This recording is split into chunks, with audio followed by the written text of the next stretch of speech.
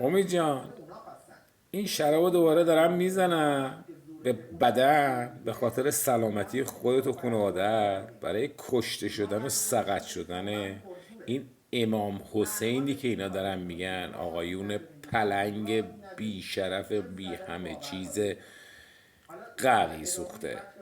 اینو دارم موقعی میزنم شاید صدا پشت سر من بیاد وقتی داره برنامه لایفت پخش میشه.